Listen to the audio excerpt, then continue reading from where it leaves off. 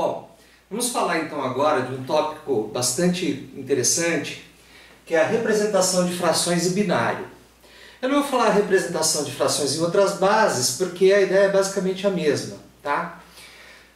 Eu tenho um número, por exemplo, na base 10, o 625, e eu quero saber quanto que esse número vale em binário. Como é que eu faço essa conversão de uma fração? 625 é uma fração, é 625 dividido por 100, ok?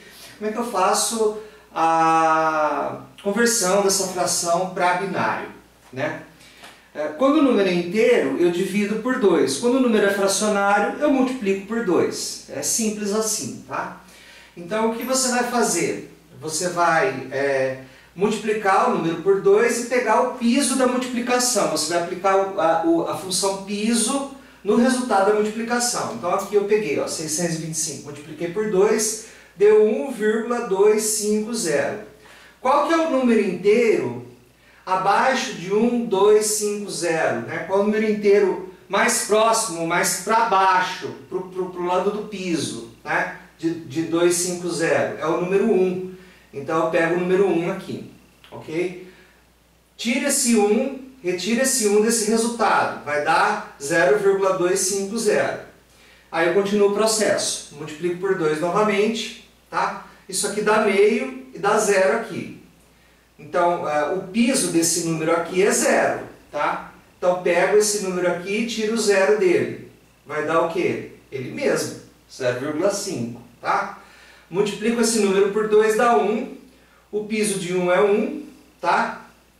Então, retiro, faço 1 menos 1, certo?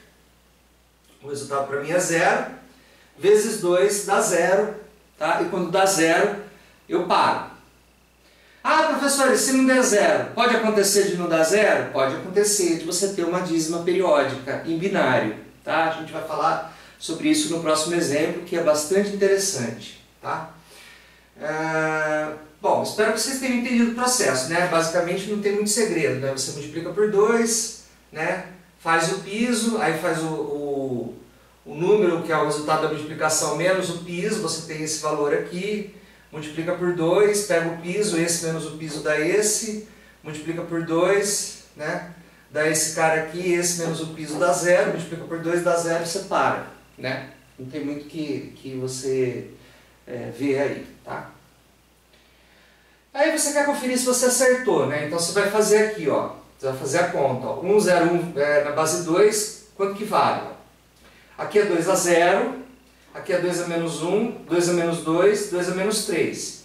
Então você faz a conta conforme eu fiz aqui. Vai dar 1 meio mais 1 oitavo, somando dá 0,625, que é o número que a gente converteu. Tá? Agora vamos para um caso em que você vai multiplicar por 2 e o processo não vai parar. Ok?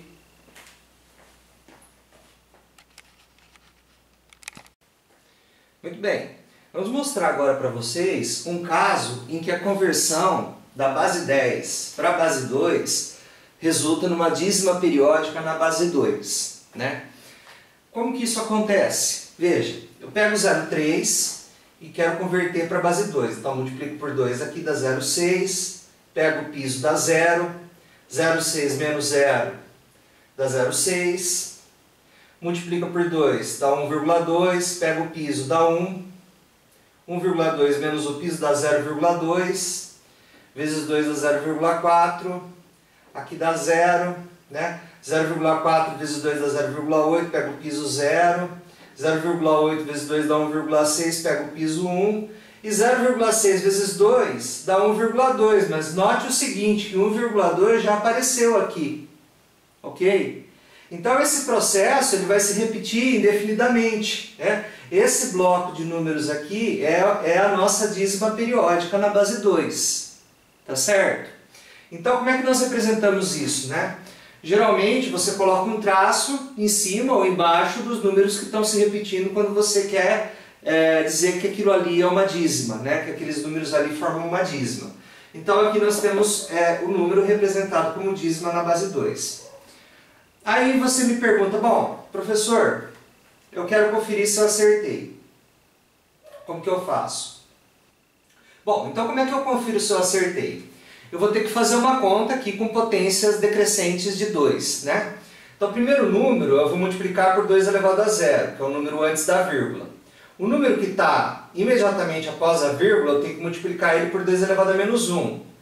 Esse número aqui por 2 elevado a menos 2, esse por 2 a menos 3, esse por 2 a menos 4, esse por 2 a menos 5, ok? Para não ficar muito extenso aqui, porque minha lousa é pequena, né? Então o que eu fiz? Só me interessa fazer a conta com os números que tem 1, né?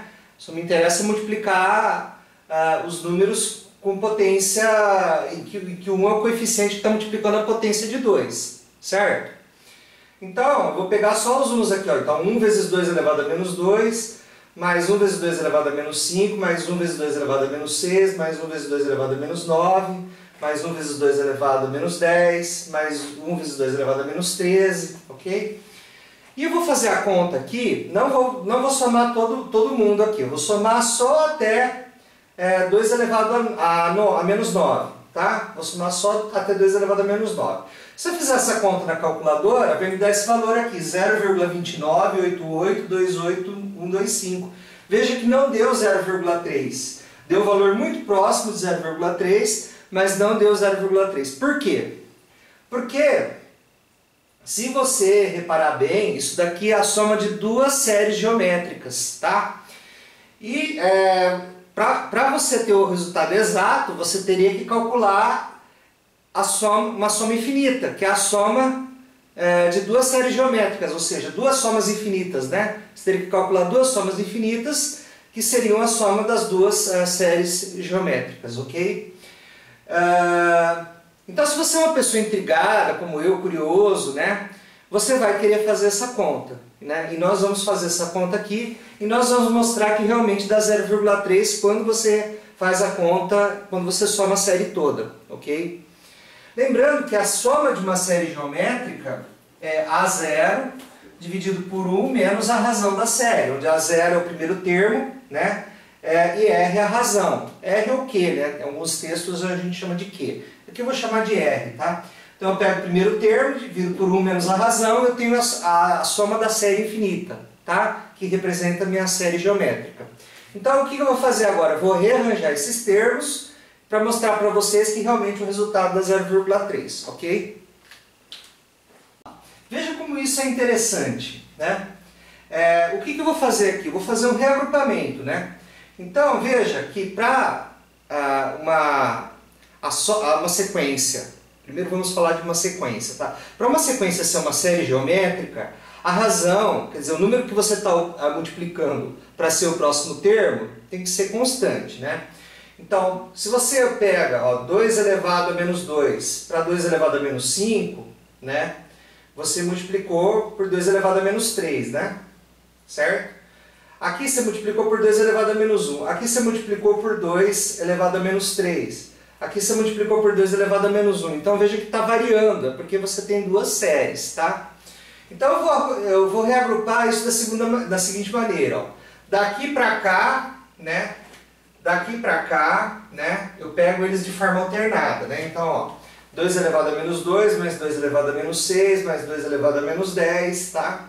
Depois eu pego 2 elevado a menos 5, mais 2 elevado a menos 9, mais 2 elevado a menos 13. Por que eu posso fazer esse reagrupamento? Vocês vão aprender aí em cálculo 2, se eu não me engano, tá?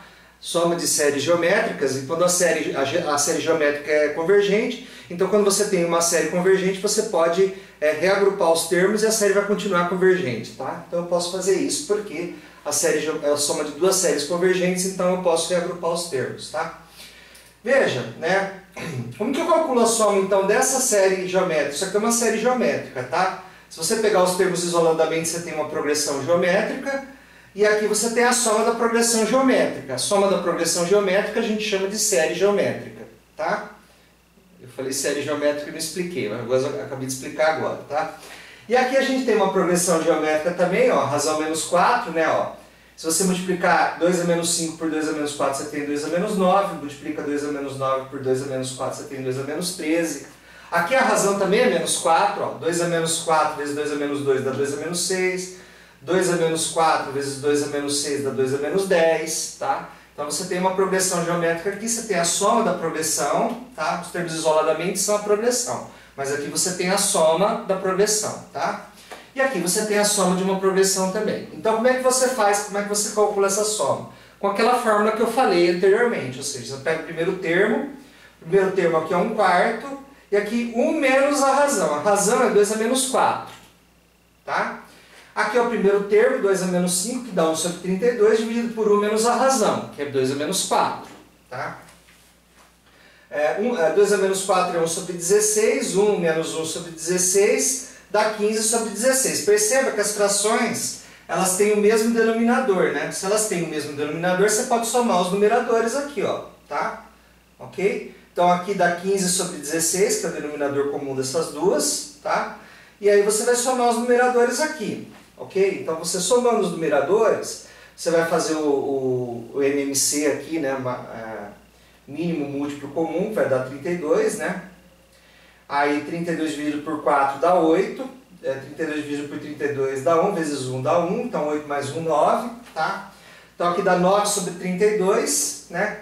E em cima, e você vai dividir por 15 sobre 16, então 15 sobre 16 você inverte, porque a primeira inverte a segunda, né? E aqui dá para simplificar, né? Dá para dividir por 16 aqui, por 16 aqui, aqui dá 2, né? Então vai ficar 2 vezes 15, 30, 9 vezes 1, 9, 9 sobre 30. Divide por 3, né? Dá 3 aqui e dá 10 aqui. 3 dividido por 10, 0,3. Ok? Então você vê que quando você faz a soma da série geométrica, realmente, quando você converte para a base 10 usando a soma de uma série geométrica, a dízima realmente corresponde ao número na base 10. Então esse fenômeno acontece quando você muda de base, tá? Às vezes o número de uma base ele não é representado como uma dízima periódica, mas quando você muda de base, esse número de uma outra base se transforma numa dízima periódica. Ok? É um fenômeno bastante interessante e bastante intrigante, mas que tem essa explicação que eu acabei de dar para vocês aqui. Ok?